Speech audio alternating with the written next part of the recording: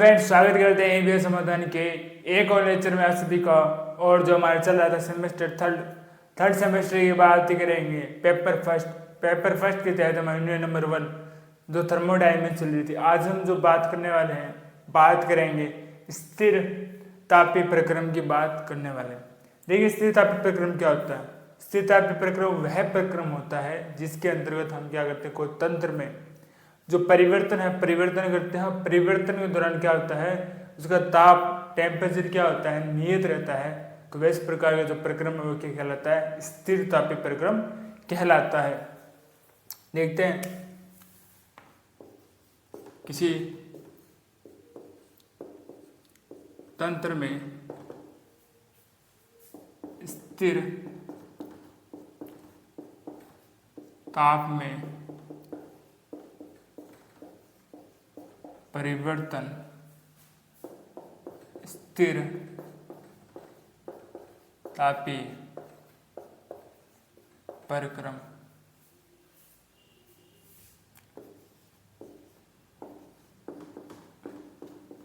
कहलाता है। ठीक है, इसके लिए फॉर्मूला किस प्रकार से बनाना देखिए। डेल्टा E बराबर होता है डेल्टा H और PV। ठीक है, अब देखिए अगर हम यहाँ पर बात करेंगे PV बराबर होता है आदर्श गैस के लिए nRT। PV बराबर क्या होता है, nRT। इसकी वैल्यू को पुट कर देते हैं।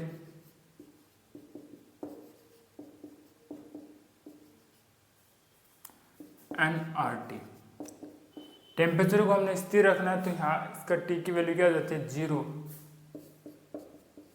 तथा हीट की भी वैल्यू क्या हो जाती है, 0 हो जाती है। ठीक है, दोनों को जब वैल्यू को पुट कर दोगे तो क्या आ जाता है, डेल E की वैल्यू क्या आ जाती है, 0 आ जाती है। हमें पता है इसको क्या बोलते हैं हम, आंतरिक ऊर्जा। ठीक है, इसको U या E के दोनों के द्वारा व्यक्त करते हैं हम। इसका फॉर्मूला क्या होता है, ये बराबर आपको पता है Q माइनस W। तो पुट कर देते हैं Q minus W equal to 0, अर्थात Q इक्वल टू W। ठीक है, इसका अर्थ क्या होता है, इसका अर्थ होता है अगर हम स्थिर तापीय की बात कर रहे हैं कि वह प्रक्रम होता है जिसके अंदर आप जितनी ऊष्मा दोगे उतना ही क्या होगा, कार्य होगा।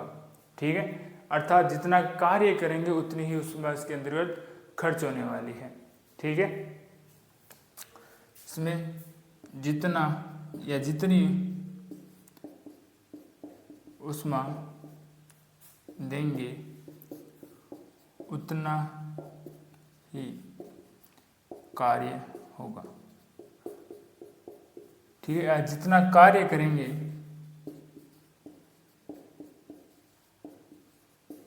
उतनी ऊष्मा खर्च होगी। ठीक है, इससे पता चलता है।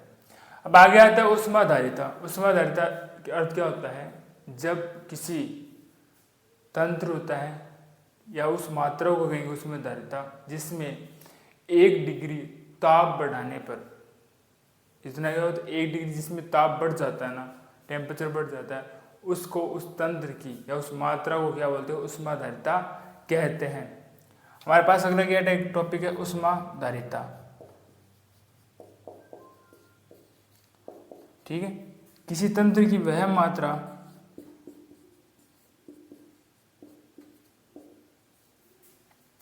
जिसमें उसका ताप 1 डिग्री सेल्सियस बढ़ जाए, उसे क्या बोलेंगे, उसे बोलते हैं हम ऊष्माधारिता कहते हैं। मतलब वह तंत्र जिसके अंतर्गत किसी के भी जो टेम्परेचर के अंदर क्या हो, 1 डिग्री सेल्सियस क्या हो, इंक्रीज हो जाए, बढ़ जाए, उसको क्या बोलते हैं, उस तंत्र के लिए उसको ऊष्माधारिता कहते हैं। अब देखिए हम जो बात करेंगे वो बात करने वाले हैं ऊष्माधारिताओं की, अलग अलग ऊष्माधारिताओं की बात करने वाले हैं। देखिए पहले अगर मैं ऊष्माधारिता की बात करूं, CV स्थिर आयतन की बात करता हूं तो इसको किस प्रकार लिखा जाए,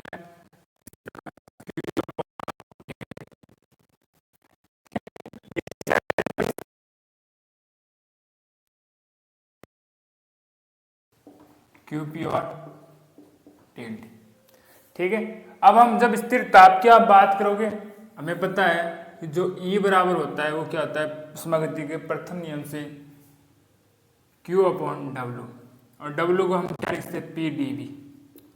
स्थिर आयतन की बात, यहाँ पर आयतन हो जाता है 0, dV का वैल्यू क्या हो जाता है 0, dV का वैल्यू 0 हो चुका है, W का वैल्यू क्या हो जाता है 0 हो जाता है। तो यहाँ पर क्या होता है, E इक्वल टू क्या हो जाता है, Q आ जाता है। स्थिर आयतन की बात करोगे तो आयतन तो यहाँ पर 0 होना ही है, स्थिर आयतन 0 हो चुका है तो W कार्य भी क्या हो जाता है 0 हो जाता है, और जो आंतरिक ऊर्जा है वो किसके इक्वल हो जाती है, उष्मा की इक्वल आ जाती है। इसमें वैल्यू पुट कर दे समीकरण 1 में, तो CV का मान में क्या प्राप्त हो जाता है, del E upon del T. किसकी बात करोगे, स्थिर आयतन की। इस प्रकार से उसमें आयतन निकलती है। इसके अंदर देखिए जो QP होता है ना वो एंथैल्पी के इक्वल होता है, हमने प्रीवियस लेक्चर के अंदर भी पढ़ा था इसको अच्छे से। तो ये क्या हो जाता है, del H upon del T स्थिर दाब पर। ये हमने किसकी बात कर ली है, उष्माधारिताओं की बात कर ली है। किसकी बात कर ली है, उष्माधारिताओं। अब जो हम बात करने वाले हैं, बात करेंगे CP और CV में संबंध। किसकी बात करेंगे, CP व CV में संबंध की बात करने वाले। ठीक है, किसकी बात करेंगे, CV और CP के मध्य संबंध की बात करने वाले। देखिए शुरुआत कैसे करते हैं, शुरुआत यहाँ से करने वाले हैं। देखिए ये रही मेरे पास समीकरण, मैं इनको देता हूँ मैं 1, ये रहती है मेरे पास समीकरण नंबर 2। यहाँ से स्टार्ट करते हैं। देखिए पहला हम देखते हैं CP और CV माइनस क्या होता है, वैल्यू पुट कर दीजिए समीकरण 1 में 2 से, क्या हो जाएगी, CP का मान हमारे पास है ये रहा, डेल्टा H डेल्टा T और P minus del E del T और ये V। ठीक है, समीकरण नंबर आ जाता है ये 3। ठीक है, अब हम मुझे क्या करना है, इससे देखो दो चीजें और निकलती। पहला क्या निकलता है, पहला हम निकालते हैं एंथैल्पी बराबर आपको पता होगा H E और P भी होता है। ठीक है, अब इसका अवकलन करेंगे स्थिर दाब पर, किसके सापेक्ष, ताप के सापेक्ष। कैसे करेंगे देखते हैं। ये हो जाता है delta H upon delta T। ठीक है, ये हो जाता है delta E upon delta T। ये हो जाता है P del V upon delta T। सभी स्थिर ताप पर कर रहे हैं, ये लीजिए P, ये भी आ जाता है हमारे पास P, और ये भी क्या आ जाता है P। ये मेरे पास आ गई समीकरण नंबर 4। समीकरण 4 से मैं क्या करूंगा, delta H upon delta T, P का मान यहां से यहां रख दूंगा। ठीक है, समीकरण 3 में 4 से, समीकरण 3 में 4 से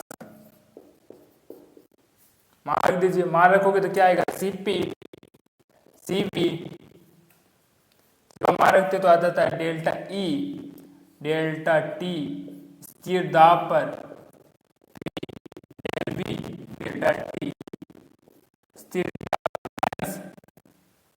डेल डेल T स्थिर। हम पहले क्या था, आंतरिक ऊर्जा का किया था हमने, आंतरिक फलन माना था, T और V का फलन माना था। किसका माना था, T और V का फलन माना था, आयतन और ताप का।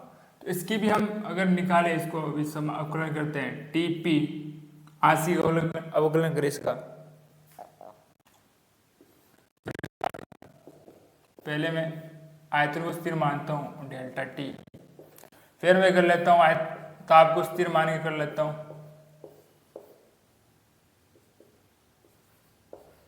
अब पूरे के अंदर हम क्या करते हैं, dt का भाग दे दीजिए।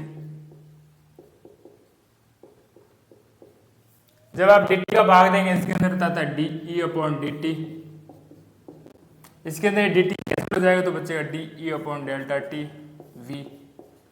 ठीक, इसके अंदर बात करोगे, ये सभी हम देंगे स्थिर दाब पर। किस पर बात करोगे, स्थिर दाब पर। ये भी किसमें ज्ञात करेंगे, स्थिर दाब पर। ठीक है, ये वाली भाग दे रहे हैं delta E upon delta V T और ये del E upon delta T. सभी किसकी बात कर रहे हैं? हम स्थिर दाब की बात कर रहे हैं, तो ये लो स्थिर दाब, तो यह जाता है स्थिर दाब। अब हम क्या करते हैं, देखिए यहाँ पर हमारे पास है delta H E upon delta T और पी, इसकी वैल्यू, इससे हम क्या समीकरण 6 से समीकरण 5 में वैल्यू रख देंगे। तो समीकरण 5वें 6 से, 5वें 6 से, ठीक है, इसके अंदर मान रख दीजिए, किसका रखोगे?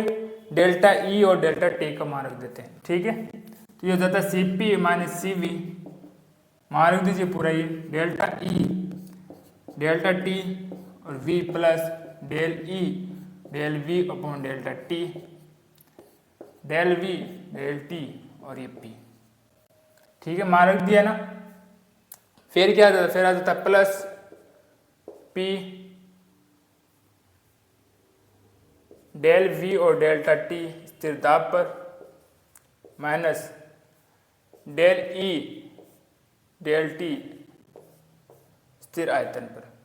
देखिए ये वाला पद और ये वाला पद क्या हो जाता है? कैंसिल हो जाता है। तो आगे लिखिए इसको, सी पी और C B delta E delta V T del V delta T और P plus P del V और डेल्टा टी और पी।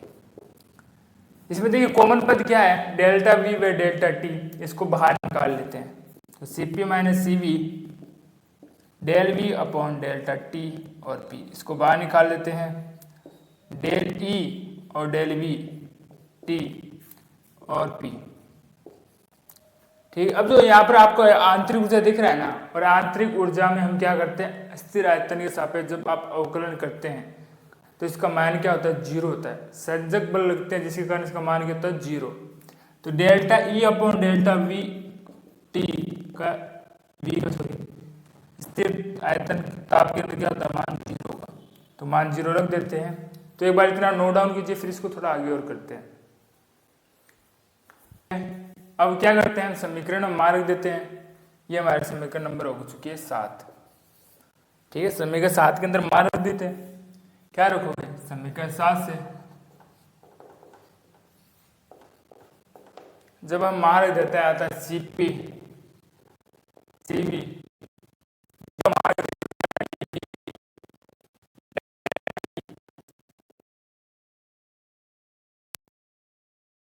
जाएगा, ठीक है। समीकरण से अब देखिए हम जो बात करने वाले हैं, बात करेंगे आदर्श गैस समीकरण से। आदर्श गैस समीकरण से, ठीक है। आदर्श गैस समीकरण क्या होती है? आपको पता होगा, PV इक्वल टू nRT, ठीक है। अब मैं इसके ताप के सापेक्ष का अवकलन करता हूं तो क्या आ जाता है? जहां दाब स्थिर रहेगा, ठीक है, और यहां पर यह हो जाता है NR, ठीक है, स्थिर दाब के सापेक्ष। तो ये आ गया P। ये हमारे पास समीकरण नंबर आ जाती है 8, ये समीकरण नंबर है 9, ठीक है। अब देखिए समीकरण 8 व 9 से, समीकरण 8 व 9 से, 8 व 9 से देखेंगे तो Cp equal Cv equal to क्या आ जाता है? NR। अगर n का मान यहाँ पर 1 हो तो क्या आ जाता है? Cp Cv माइनस क्या हो जाता है? R, ठीक है। और ये हमारे पास क्या आ गया? Cp व Cv व R में संबंध आ गया। Cp Cv R में संबंध है, ठीक है। अब देखिए इससे क्या पता चलता है? ये देखो, ये दोनों है उष्माधारिताएं। क्या है? उष्माधारिताएं।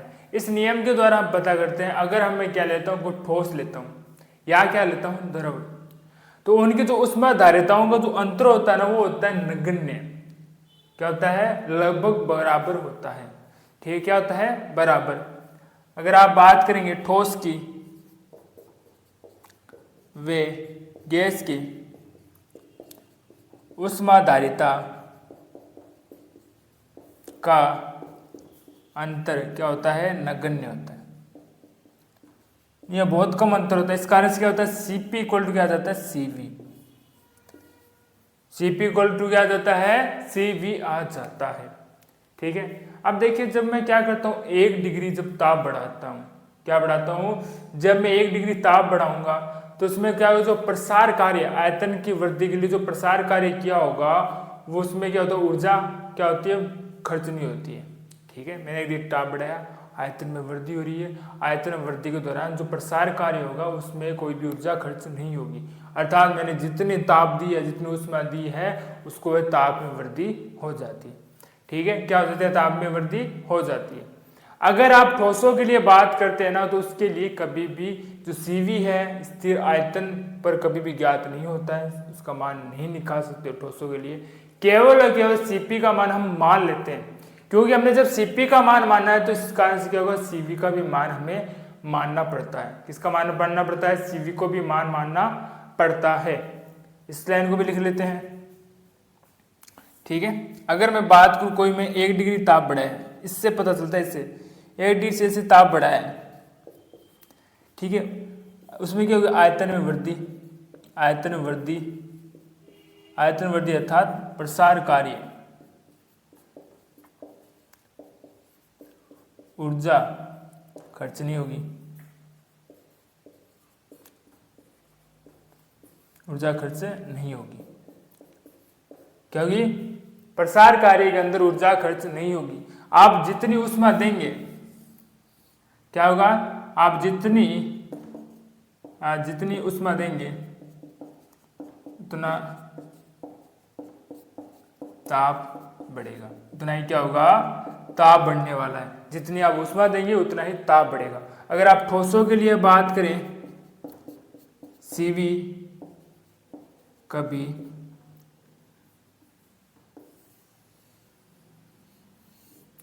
कभी ज्ञात नहीं होता है,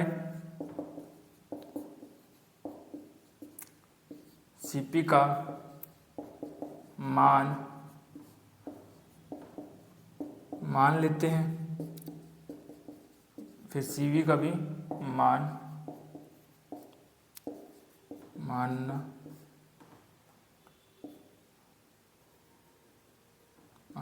पड़ता है। ठीक है, फिर हमें क्या करना पड़ता है, CV का भी मानना पड़ता है। यह था हमारे पास ऊष्माधारिता। ठीक है, CP और CV में संबंध था।